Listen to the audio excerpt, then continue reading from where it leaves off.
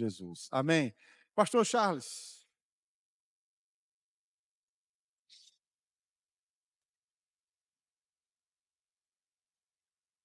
Levante suas mãos. Pai, em nome de Jesus, nós abrimos o nosso coração para receber a boa, incorruptível semente da sua palavra. Nós estamos aqui nessa noite de domingo, segundo domingo do ano, e eu sei que aquilo que o Senhor colocou no coração do pastor Charles irá atingir o nosso coração e essa palavra possa mexer e nos mover em direção ao seu propósito, aquilo que o Senhor tem para nossas vidas nessa noite e nesses dias, nesse ano, em nome de Jesus. Amém. Graças e paz, irmãos. Bem, um dia friozinho hoje, graças a Deus, depois de muita quentura, mas o Senhor é bom, como o pastor falou, né? Uma chuvinha para dar uma refrescada, né? Esse dia estava 38 graus, né? A temperatura, mais ou menos, e eu tomando café. Ô, irmão, só dá vontade de tomar café quando está quente. É saindo do fogo, eu boto na xícara e vou tomar. Mas aquilo que Deus colocou no meu coração hoje é culto de missões, e o Senhor estava ministrando no meu coração e falando um pouco sobre o chamado. O chamado para fazer alguma coisa para Deus, o chamado para fazer missões. Eu não vou dizer às vezes, eu vou dizer sempre. Sempre é desconfortável. Eu lembrando aqui de alguns personagens bíblicos, por exemplo, Noé, Deus chamou Noé para fazer uma missão. Qual era a missão de Noé? Construir uma arca. Porque eles construíram uma arca porque vai chover, mas nunca tinha chovido. E Noé passou mais ou menos quase 100 anos construindo aquela arca, e não era algo confortável aquilo. As pessoas olhavam para ele e acredito que zombavam dele. Então não era confortável para Noé. Então Deus chamou Noé para essa missão. Deus chamou Abraão. Abraão estava na sua casa, Abraão estava no seu lugar, na sua cidade. Deus falou: Abraão, sai da tua casa, do meio da tua parentela, e vai para um lugar que eu haverei de te mostrar. Então Abraão estava num lugar confortável. Deus tirou Abraão daquele lugar. E Abraão começou a ser nômade, ou seja, viver em tendas. Abraão não tinha mais casa. Ele saiu da casa dele e foi viver em tendas. Então, o chamado de Deus, ele é sempre desconfortável, mas o que Deus tem através do chamado, o que Deus tem no caminho do chamado, é algo extraordinário. Então, um ponto em que o Senhor coloca sobre cada personagem bíblico, em que ajuda eles a viverem o chamado, é eles serem cheios do Espírito Santo. Se tem alguém que nos ajuda a viver o chamado, é o Espírito. Quando Deus fala com Moisés, diz: Moisés, você vai construir uma tenda e dá todas as diretrizes da tenda, né, do tabernáculo. E ele fala no capítulo 31 de Êxodo que ele chamou um homem chamado Bezaliel e disse: eu ungi ele com o meu espírito.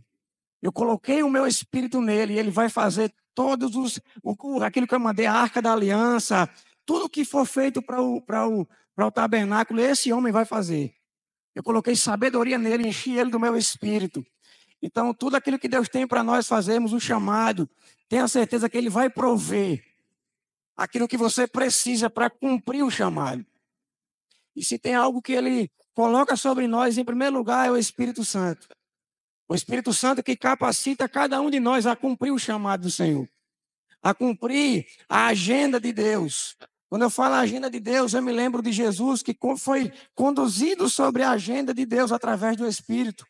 Ele foi, Lucas capítulo 4, versículo 18, ele entra no tabernáculo, entra na sinagoga, pega um livro do profeta Isaías, lê e diz: o Espírito do Senhor está sobre mim, o qual me ungiu para pregar o evangelho aos pobres.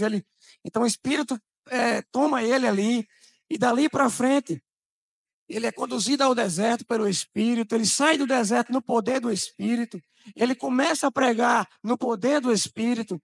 Então, um dos pontos que eu quero dizer para você nessa noite, você que tem um chamado, você que sente Deus chamando você que sabe que um dia Deus te chamou e você está aí guardado, escondidinho, você que está em casa, você está aí trancado, Deus tem uma provisão para você, que é o seu espírito, para que você cumpra o chamado dele.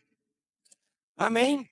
Então, nós não podemos ter medo de fazer aquilo que o Senhor nos chama, mas confiar que Ele é poderoso para suprir tudo aquilo que nós vamos precisar ao longo do caminho. Amém? Porque no chamado, quando Deus nos chama, no caminho acontecem várias confusões. Né? Eu queria que você abrisse comigo, já que eu não abri ainda, eu quero abrir agora com você, Atos capítulo 13. Eu queria ler 2 textos com você. Atos capítulo 13, versículo 1 e 2. E Atos capítulo 14, versículo 26 até o 28. Primeiro Atos 13.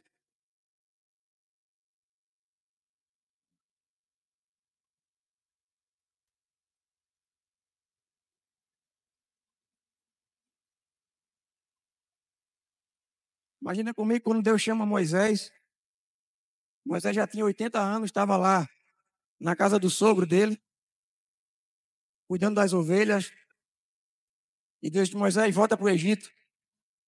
Então Moisés estava lá no conforto e volta para o Egito. E no Egito Moisés era procurado, tinha matado um homem lá. Mas Deus tira Moisés do conforto e leva para o Egito. Você tem uma obra para você fazer. Atos capítulo 13, versículo 1 diz assim: Na igreja de Antioquia havia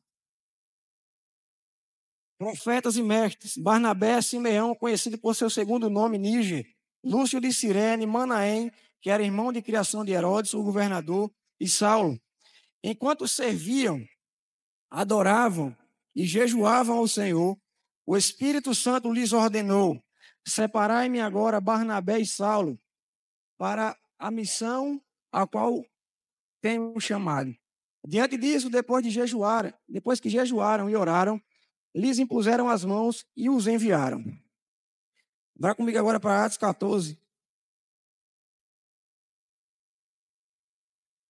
versículo 26 até o 28.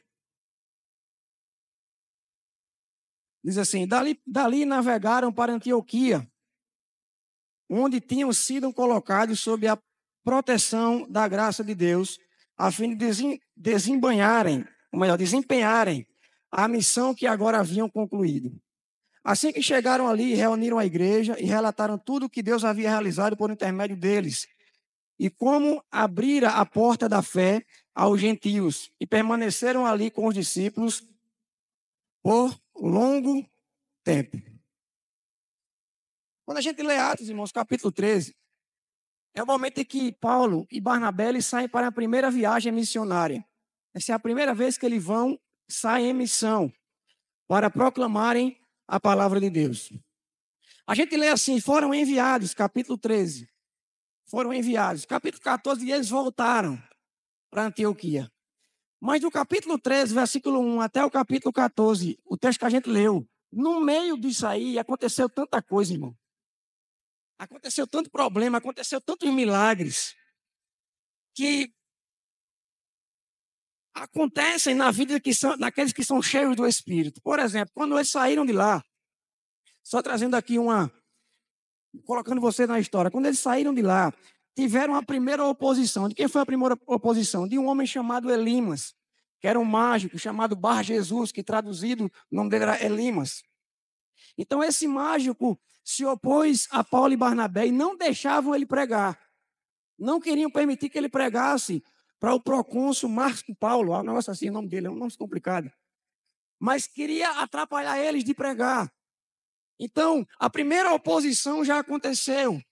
Então, a primeira coisa que eu quero dizer para você, que quando você é chamado, quando você recebe um chamado de Deus e Ele coloca o Espírito dele em você, isso não quer dizer que não vai ter oposição. Isso não quer dizer que não vai ter problema. O Espírito Santo falou: me separe para Barnabé e Paulo que eu tenho uma missão. Mas quando eles saem em missão, já acontece um problema. Já acontece uma oposição. Ou seja, não é porque nós estamos em missão, não é porque nós temos um chamado, não é porque nós temos um propósito que não vai acontecer problema. Vai acontecer problema, irmãos. E é normal que aconteça, e é bom que aconteça. Para que através do problema nós possamos ser fortalecidos e crescer na fé. A Bíblia diz que Paulo olhou para esse mágico e falou: você é um filho de Satanás. Por conta disso, você vai ficar cego por algum tempo. E o mágico ficou cego.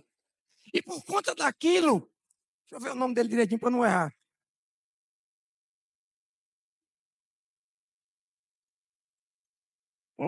Vira um pouquinho aquele ventilador, por favor. E por conta daquilo, o procônsul que estava ouvindo a palavra, versículo 12, o procônsul observando que o haviam acontecido, creu, profundamente impressionado com a doutrina do Senhor.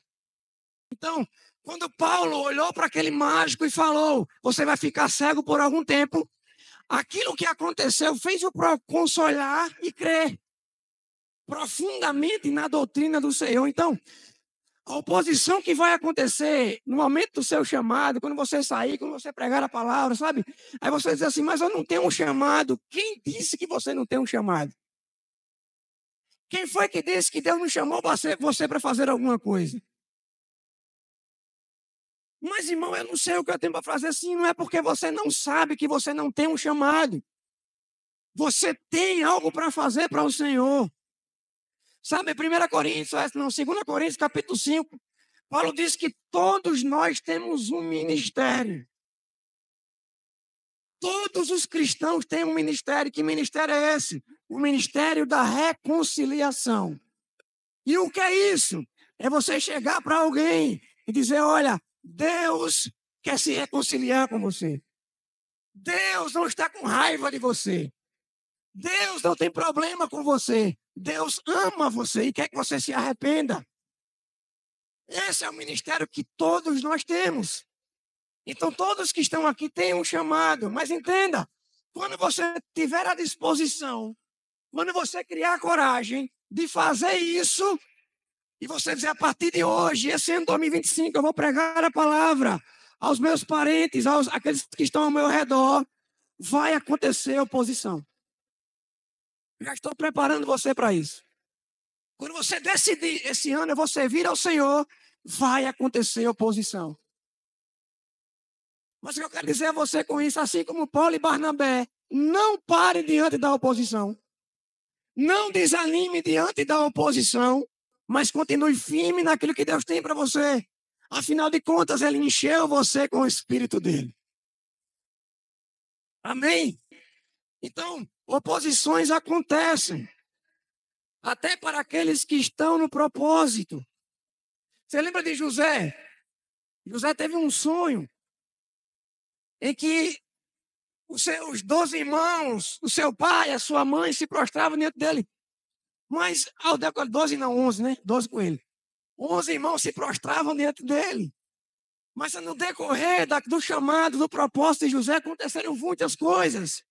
Irmãos, de José sair da casa do pai dele, vendido pelos irmãos, até ele ser governador do Egito, se passaram 12 anos mais um. Eu não gosto de falar outro número. Se passaram 12 anos mais um. Então, no meio desses 12 anos mais um, aconteceu muitas coisas na vida de José. Oposições. Mas José chegou onde Deus queria. José chegou onde estava proposto por Deus. Ele não desanimou. Ele não retrocedeu. Então, eu quero dizer para você nessa noite, você que tem um ministério da reconciliação. Você quem tem um chamado, você quem tem um ministério da reconciliação, que são todos. Não desanime diante dos problemas. Não desanime diante das dificuldades, porque aquele que vos chamou é fiel. É fiel para cumprir o que tem na sua vida. E o que ele espera de nós é somente uma coisa: fidelidade também a ele. Fidelidade ao chamado. Fidelidade ao propósito. Então, quando Paulo e Barnabé saíram, irmãos, na primeira missão, a primeira coisa que aconteceu um problema. Uma oposição de alguém que não queria que ele pregasse. Mas ele não parou. Segundo problema que aconteceu, versículo 13, a Bíblia diz de Pafos, a cidade de Pafos, Paulo e seus companheiros navegaram para Perge, que fica na Panfilha. Então, João Marcos o deixou ali e regressou a Jerusalém. Segundo problema que aconteceu. João Marcos, que era sobrinho de Barnabé, abandonou a missão. Quando aconteceram os problemas, as dificuldades, um desanimou. João Marcos foi embora. Abandonou Paulo. Sabe o que foi que aconteceu por isso? O que foi que deu com isso? Uma briga. Uma confusão entre Paulo e Barnabé.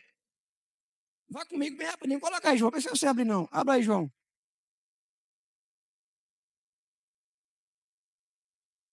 Atos capítulo 15. Versículo 37.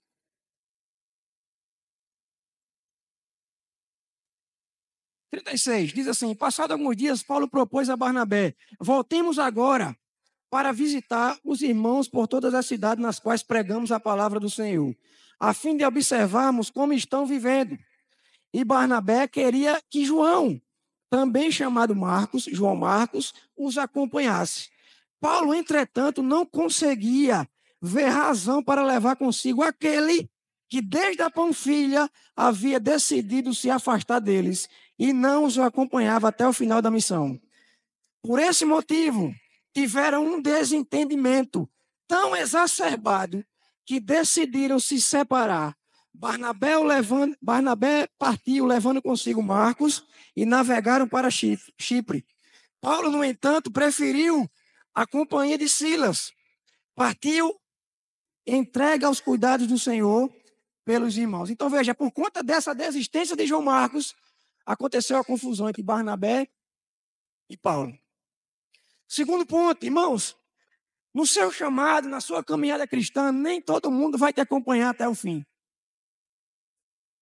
Nem todo mundo vai estar com você em todo o tempo.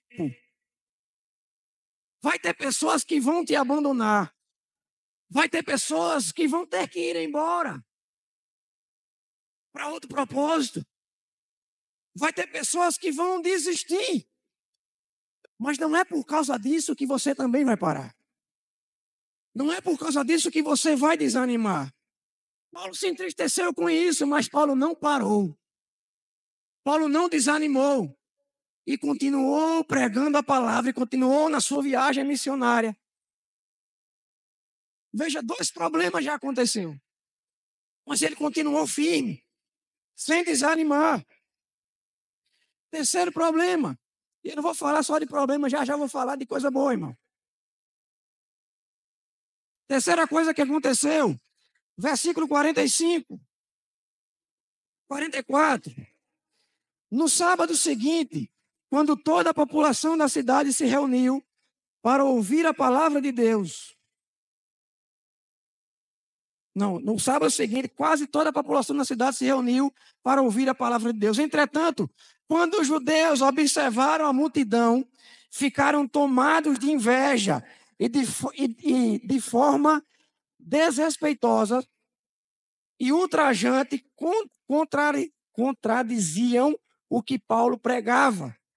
Então Paulo e Barnabé, tomando a palavra com toda a coragem, lhes afirmaram: importava que a vós outros, em primeiro lugar, fosse pregada a palavra de Deus. Porém, considerando que a rejeitais, a vós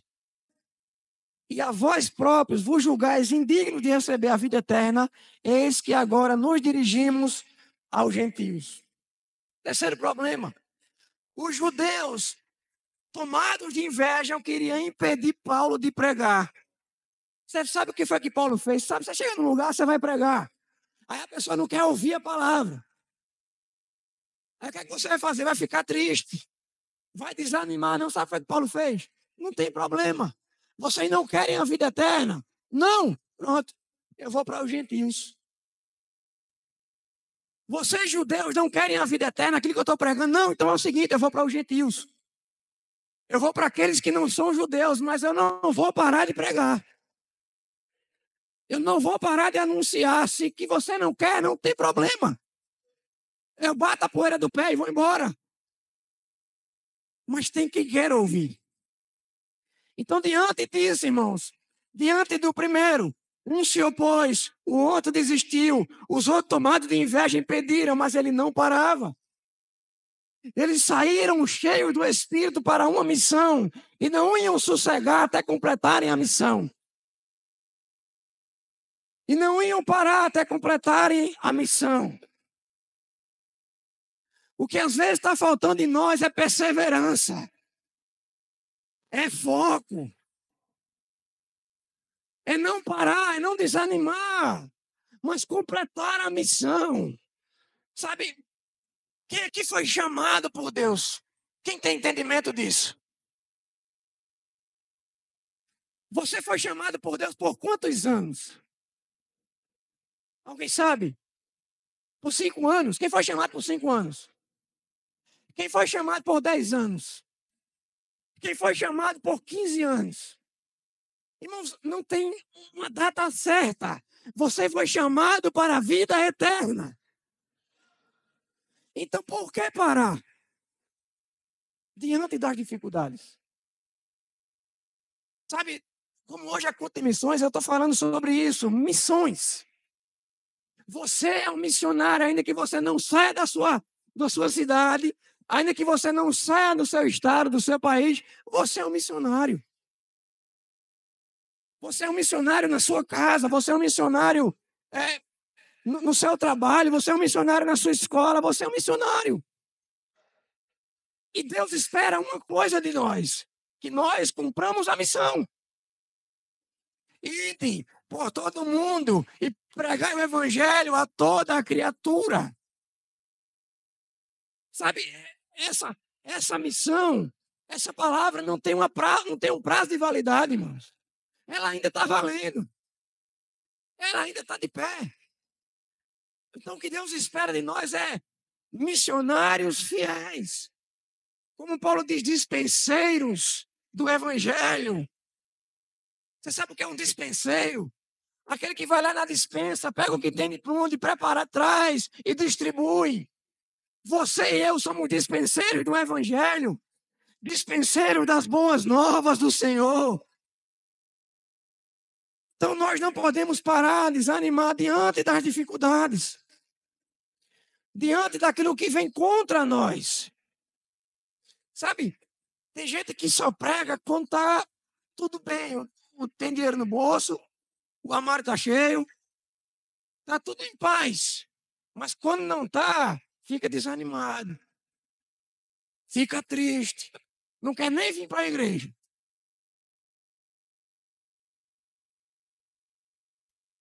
Bota aí, João, por favor. 2 Coríntios, capítulo 7.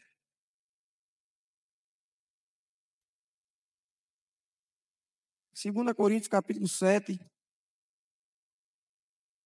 Vamos ver aqui onde é.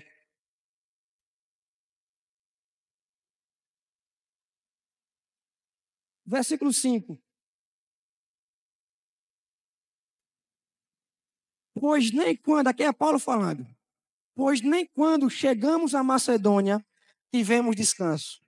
Pelo contrário, em tudo fomos atribulados. Externamente, lutas. Internamente, temores. Deus, contudo, que consola os abatidos, consolou-nos com a chegada de Tito. E não somente com a vinda dele, mas semelhante com a consolação que Tito recebeu de vós. Ele nos relatou sobre a saudade, a tristeza e a preocupação que tendes por mim, de maneira que me alegrei ainda mais. Paulo diz, chegando, não tivemos descanso. Externamente lutas, internamente temores. Mas Deus, que consola os abatidos, nos enviou Tito.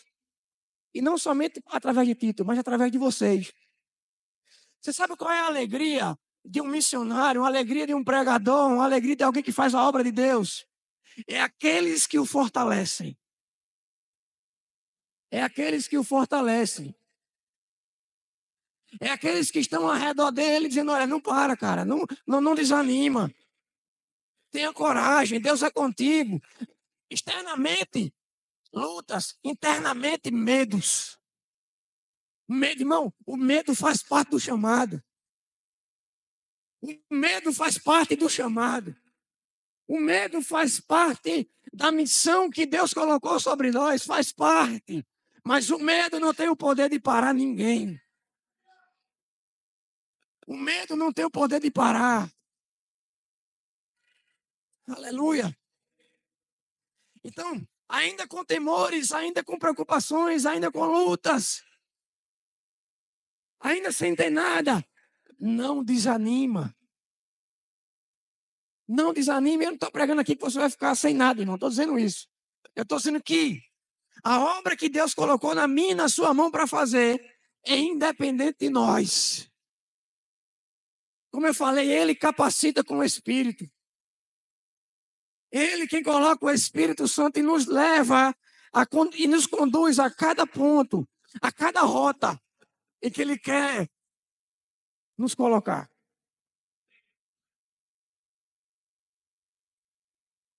Veja, vamos voltar de novo para Atos. Atos capítulo agora, Atos 14.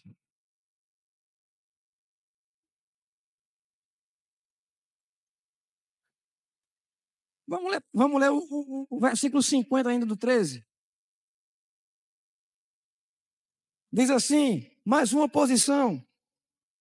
Porém, os judeus persuadiram as mulheres piedosas e de alta posição social, assim como os principais líderes da cidade, e desfecharam uma perseguição contra Barnabé e Paulo, até os expulsarem do seu território. Estes, contudo, sacudindo contra eles o pó dos pés, partiram para Icônio. Os discípulos, no entanto, viviam plenos de alegria e do Espírito Santo. Então, os judeus fizeram um motim com as mulheres poderosas das cidades, com os líderes poderosos das cidades e expulsaram Paulo da cidade. Foi o que Paulo fez. Bateu a poeira. Querem não? Tchau. Foram para Icônio. Chegaram nas cidades licaônicas de Listra e Derbe. Você sabe o que aconteceu em Listra? Atos capítulo 14, versículo 19. Chegaram, porém, alguns judeus, isso é lá em Listra. Chegaram, porém, alguns judeus de Antioquia e de Icônio, e tendo persuadido as multidões, apedrejaram e arrastaram para fora, apedrejaram Paulo e o arrastaram para fora da cidade, supondo que estivesse morto. Contudo, quando os discípulos se reuniram em volta de Paulo, este se levantou e voltou à cidade no dia seguinte para Derbe. Na cidade de Listra, irmãos, a gente vai ler já o que foi que Paulo fez lá. Em Listra, Paulo foi apedrejado. E as pessoas que apedrejaram Paulo pensaram que ele estava morto. Pegaram ele e jogaram para fora da cidade. E deixaram lá. Então os discípulos dele arrodeou ele. E quando arrodearam ele, ele deu um pulo e ficou de pé. E o que foi que ele fez? Foi-se embora. Não quis pregar mais. Ele entrou na cidade de novo. Na mesma cidade que tinha acabado de ser apedrejado. Ele entrou lá de novo. Sabe, uma convicção da missão, uma convicção do chamado, uma convicção do chamado de Deus. Quando você tem isso, você pode sofrer o que for, mas você não abandona o chamado. Você não abandona o propósito para o qual Deus te chamou. Paulo é um exemplo para nós de alguém que perseguia a igreja, foi transformado, mudou a vida dele. Jesus mudou a vida dele. E ele sofreu tudo isso. Escreveu 14 livros do Evangelho, do Novo Testamento. E completou a missão. Encerrou a carreira. Guardou a fé. Mas não desanimou em nenhum momento, irmãos. Em nenhum momento ele parou. Depois disso, a gente chega no final do versículo 14 que a gente leu. Então eles retornam para a cidade de onde saíram, para Antioquia. Mas presta atenção, essa é a primeira viagem missionária. Paulo viajou 3 vezes. 3 viagens missionárias. Isso foi só a primeira. Isso foi só a primeira das oposições que ele passou. Mas não foi somente isso que ele passou. Aconteceram também vários milagres enquanto ele estava pregando, enquanto ele estava cumprindo a missão. Porque entenda isso, não é porque você sofre oposição, não é porque você está no chamado e sofrendo oposição, que vai ser somente isso. Deus também vai te usar muito. Muito. Quem está na missão e não desanima vai ser usado muito. Atos capítulo 14, versículo 8, diz assim: em Listra vivia um homem paralítico dos pés, aleijado desde o nascimento, que passava os dias sentado e jamais havia conseguido andar. Ele estava ouvindo Paulo pregar, quando fixando os olhos nele e percebendo que o homem tinha fé para ser curado, Paulo ordenou-lhe em voz alta: apruma-te direito sobre os teus pés.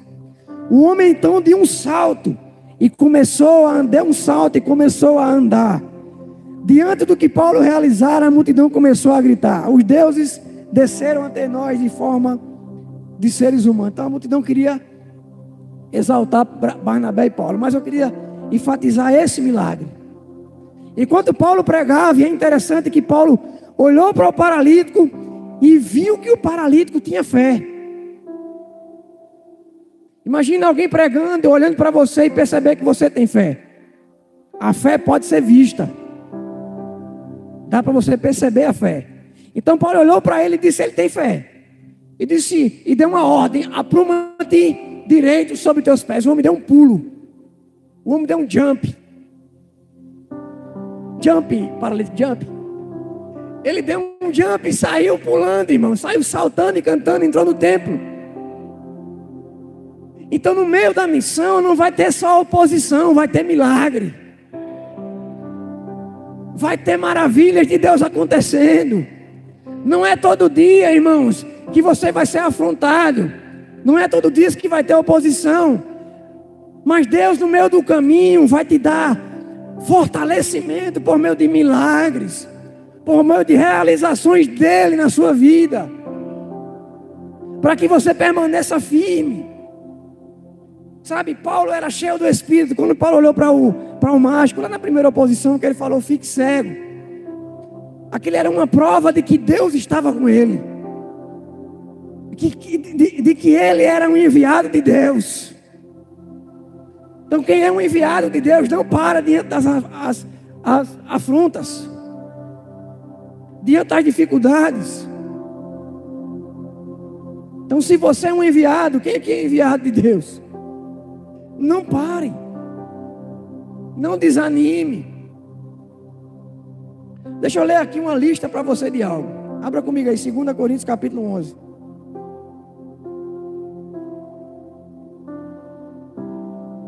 Segunda Coríntios capítulo 11.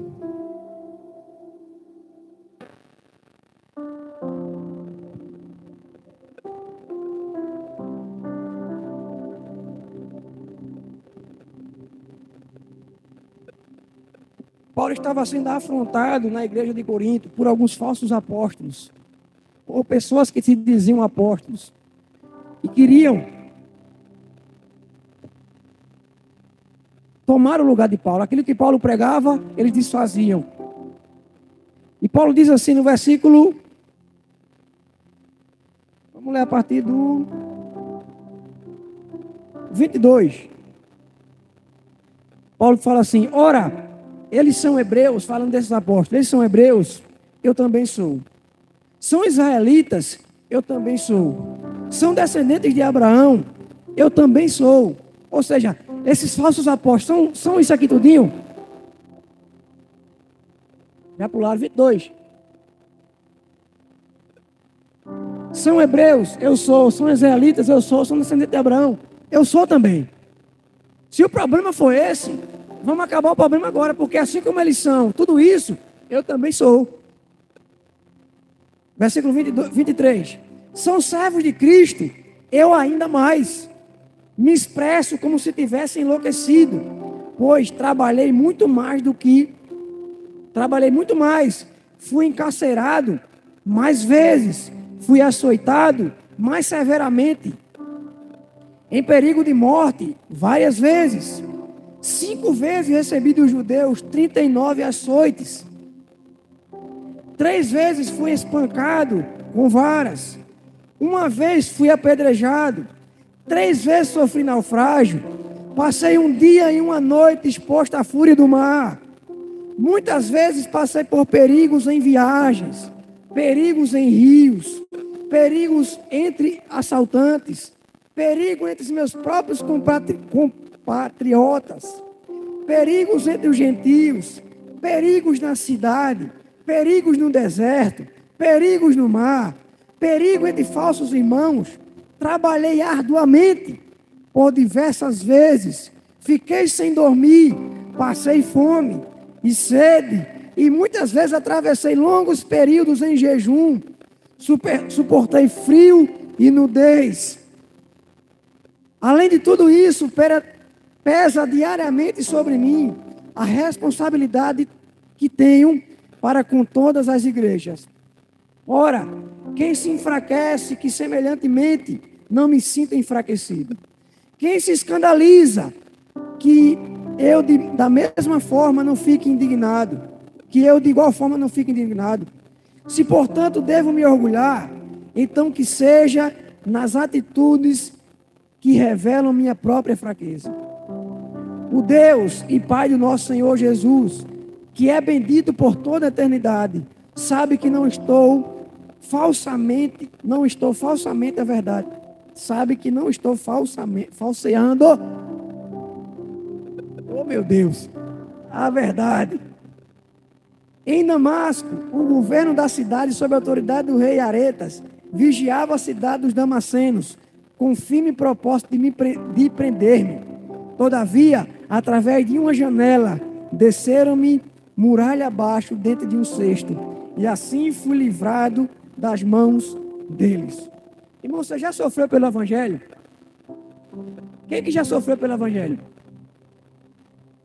O que você sofrer pelo Evangelho não chega nos pés do que Jesus e Paulo sofreu.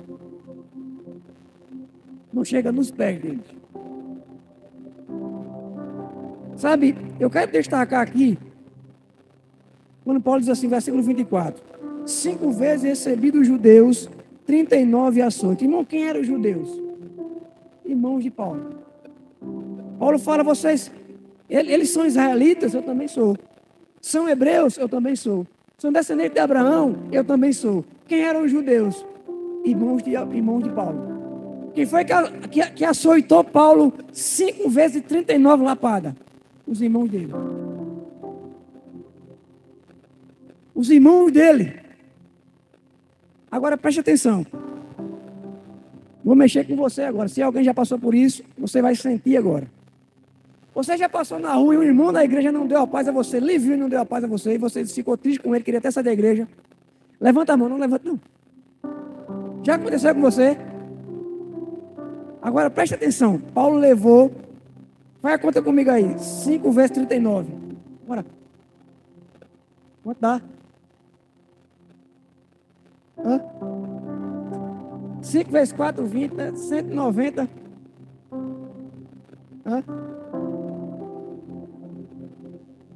Vocês é rindo de conta, viu?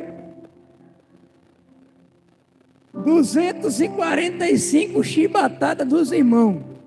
E não abandonou a missão. E? Dá para tu? 245 chibatadas dos irmãos. E não abandonou a missão. Eu ia dizer 195, pastor, me atrapalhou. E foi na calculadora. 195, mas ia fazer Paulo apanhar mais. 195 chibatadas dos irmãos. E não abandonou a missão. Eu quero que você preste atenção nisso. Vou dizer de novo. 195 chibatadas dos irmãos e não abandonou a missão. O irmão não me deu a paz. Não vou para a igreja mais não. Às vezes o irmão não te viu, irmão. Às vezes o irmão não te viu, irmão.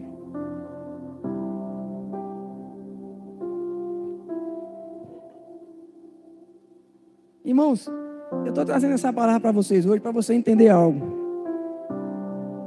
que fazer missões, que servir ao Senhor, como eu falei no começo, tem desconforto, tem. É difícil, mas nós que já somos cheios do Espírito, você que não é, você que entrou aqui nessa noite e ainda não recebeu Jesus como Senhor da sua vida, e não foi cheio do Espírito, hoje é a sua noite. Mas aqueles que já são cheios do Espírito, já têm a missão de pregar o Evangelho, não é fácil, mas também Deus é contigo. Não desanima. Deus não chamou você por 5 anos, chamou você pela eternidade. Pela eternidade. Então não para. Não desanima. Por qualquer obstáculo que venha acontecer, que venha aparecer na sua frente. Amém. Aleluia. Sabe, esses dias me perguntaram lá no Instagram. Você que não está fazendo pergunta, faça pergunta a mim lá no Instagram, viu? Eu estou doido para responder pergunta. Perguntaram a mim assim: o que é que eu faço para permanecer firme e constante? Aí eu respondi: primeira coisa, você tem que entender que você não está em uma corrida de 100 metros. Você está em uma maratona. Então não adianta você dar tudo e depois desanimar. Depois perder a força. Vá aos poucos. Vá devagarzinho, vá de fé em fé, de glória em glória, mas não para. Não desanima.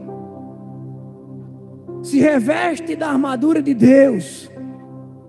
E não deixa que nada pare você. Amém. Sabe, vamos agora para aqui de novo. Já me lembrei do outro texto aqui. Eu vou encerrar já, irmão.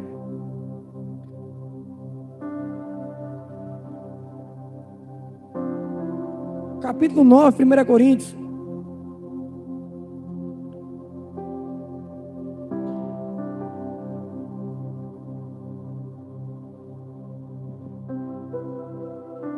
Paulo, ele usou muito nas suas cartas, ou melhor, na carta de Corinto, não nas outras cartas, na carta aos Coríntios, ele usou muito uma linguagem de jogos de Olimpíada mesmo.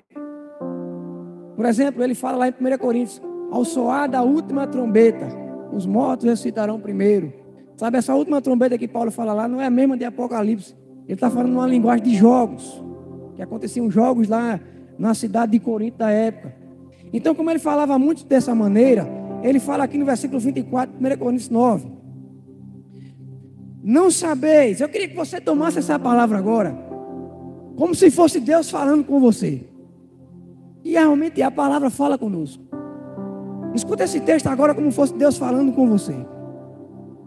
Não sabeis que entre todos os que correm no estádio, na verdade somente um recebe o grande prêmio?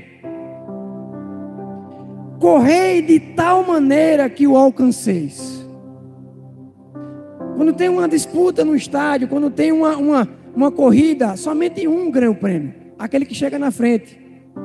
Então Paulo, usando essa ilustração, ele fala: corra de uma maneira tal que você alcance esse prêmio. Viva uma vida de uma maneira tal que você conquiste esse prêmio, que você não vai perder esse prêmio. Versículo 25: todos os que competem nos jogos se submetem a um treinamento rigoroso, e isso para obter uma coroa que logo se desvanece. Como é que está seu treinamento diário com a palavra? Como é que está seu treinamento diário com a oração? Como é que está seu treinamento diário com o jejum? Como é que está seu treinamento diário com uma oração, com uma adoração? Um treinamento rigoroso. Você sabe, irmãos, para que a gente viva a plenitude de Deus, a gente tem que se abster de algumas coisas. A gente tem que negar algumas coisas. A gente tem que nos afastar de algumas coisas. A gente tem que deixar de assistir algumas coisas. A gente tem que deixar de conversar até com algumas pessoas, infelizmente. Infelizmente. A gente tem que deixar de ouvir algumas pessoas, infelizmente também. Mas se você quiser ser usado por Deus, quer viver a plenitude de Deus, você tem que negar algumas coisas. Tem que se submeter a um treinamento rigoroso. Aí ele fala, e esse treinamento rigoroso que essas pessoas se submetem é por uma coroa que logo se desvanece. No entanto, nós nos dedicamos para ganhar uma coroa que dura eternamente. Não perca essa coroa. Portanto, não corro, agora ele falando para ele mesmo, não corro como quem corre sem alvo. E não luto como quem apenas soca o ar. Ele está usando linguagem até de boxe. De uma luta, existia uma luta na época que era uma luta que as pessoas lutavam até a morte, sem luva, mas lutavam até a morte. Ele fala, eu luto não como quem soca o ar, mas eu esmurro o meu próprio corpo e faço dele meu escravo, para que depois de haver pregado aos outros, eu mesmo não venha a ser reprovado. É forte, Brasil. Como é que está seu treinamento, irmão? Como é que está o seu treinamento rigoroso para conquistar essa coroa? Para conquistar essa coroa que não se desvanece, que não se acaba. Sabe como era a coroa que eles ganhavam na época? Era uma plantinha. Não sei o nome dela, me esqueci agora, rapaz, o nome. Que colocava assim nas orelhas. Não sei se você já viu uns jogos romanos que quando termina coloca aquela coroa, assim, com o tempo ela ia secando, ia murchando, secando e sumia, esfarelava. Paulo diz, a nossa coroa não é igual a essa, não. A nossa coroa ela não se desvanece, uma coroa que dura eternamente. Por isso que Paulo não parava, irmãos. Por isso que Paulo não desanimava, era apredejado, sofreu naufrágio, foi açoitado, perigos de rios, perigos em morte, perigos em estradas, perigos em salteadores, Mas ele não parava. Ele queria cumprir a missão dele. Eu queria hoje, nessa noite, pregar para você, falar para você, não desanime da sua missão. Para que você foi chamado? Para que você foi chamado? Você sabe para que você foi chamado. Eu sei para que eu fui chamado. Eu não posso deixar que ninguém, ou deixar que Satanás coloque na minha mente que eu não posso. Porque Deus já falou que eu posso. Porque Deus já falou que nele eu sou mais que vencedor. Porque Deus já falou que nele eu posso todas as coisas. Nele eu posso todas as coisas. Então, não para diante das dificuldades. Não desanima diante dos problemas. Seja um missionário. Seja uma missionária do Senhor nessa terra. Amém? Não espere ser enviado para algum lugar. Comece hoje. Comece agora. A pregar a palavra na sua casa, na sua família, onde você for. Amém? Você pode ficar de pé nessa noite?